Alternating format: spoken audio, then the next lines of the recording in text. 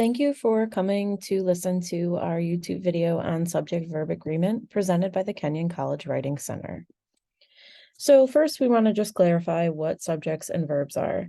Subjects are nouns that focus on what the sentence is about, and verbs are action words that describe a state of being or an action. So for example, seems or does or is.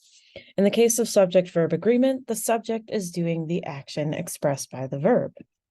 So, subject-verb agreement guarantees that plural subjects go with plural verbs or actions, and that singular subjects go with singular verbs when count nouns, nouns of which there is a quantifiable amount, are used by a writer.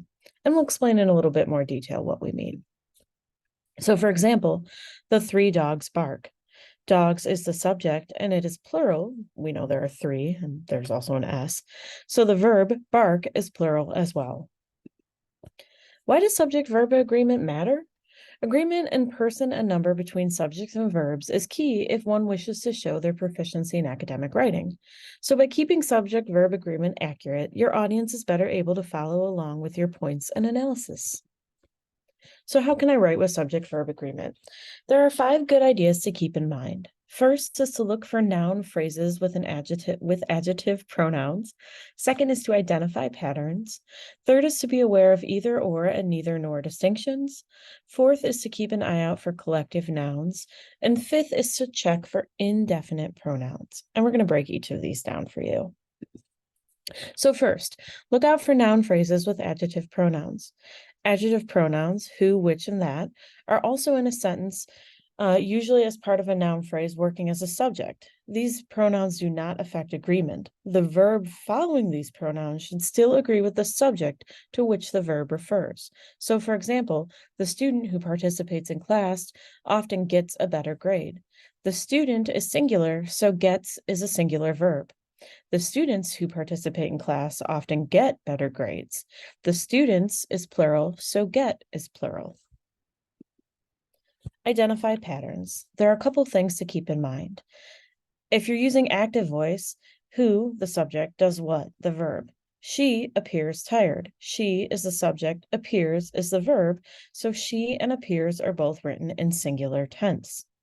When you're using passive voice, you're looking at what verb is done by the subject.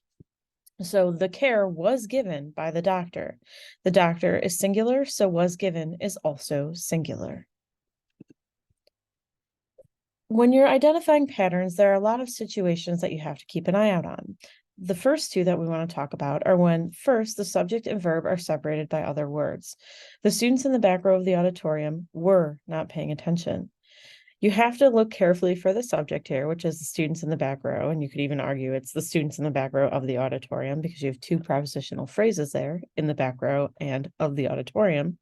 But were is still the verb here. Students is plural, so were is also plural. When the subject is delayed, i.e. comes after there, or a form of be, is, are, was, were, will be, especially when you have passive voice, you also have to be careful. There are many reasons to question the findings of this study.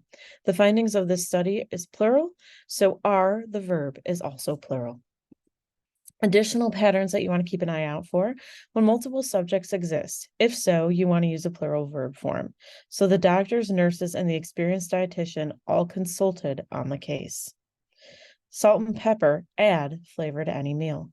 Both of your subjects here are plural, so both of your verbs are plural as well. When multiple verbs occupy the same sentence, all verbs should agree with the subject. That instructor is singular, so provides clear instructions and evaluates papers fairly. Both provides and evaluates. The verbs are singular as well. Either or and neither nor are tricky distinctions in any type of writing anyway, because you should always have a neither if you have a nor, but sometimes we forget that. However, they become even trickier when we're thinking about verb tense. Verb tense will always depend on the subjects involved, and this is never more true than when we're using either or and neither nor distinctions.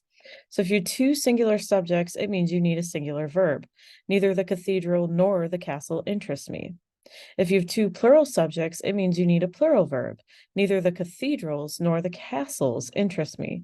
Cathedrals and castles are both plural, so your verb interest is also plural. If you have one plural and one singular subject, it means that the verb agrees with whichever subject is closest to it in the sentence. So either my twin brothers, plural, or my sister, singular, was there. Singular, the verb is singular, was, because it's closest to your sister, which is also singular. However, either my sister or my twin brothers were here. When twin brothers, plural, is closest to the verb becomes plural as well, were. It's a fun, tricky little one there. You also want to keep an eye out for collective nouns. Collective nouns are nouns that refer to a group or a collective of people, things, and places, and so forth, ideas, usually. Group nouns, i.e. staff, committee, audience, group, class, jury, and so forth, are considered singular subjects.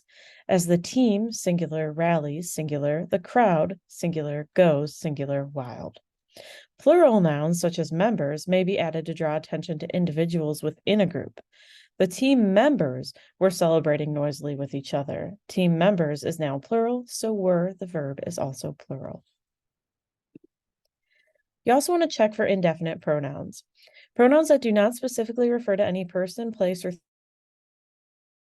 anything, each, either, everyone, everybody, nobody, nor, someone, something, and so forth, use singular verbs.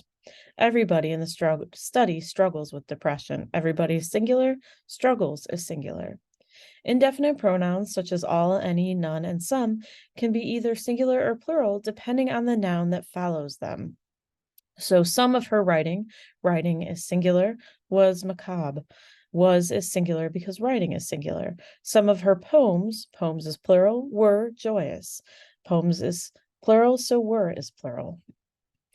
Thanks for listening. If you have any questions or would like a copy of these slides, you can email me, Professor Scanlon, at scanlon1@kenyon.edu. If you have questions on not summary and analysis, that should say subject and verb agreement, you can come to Chalmers Library, floor 2 to chat with the Writing Center tutor today. Thank you.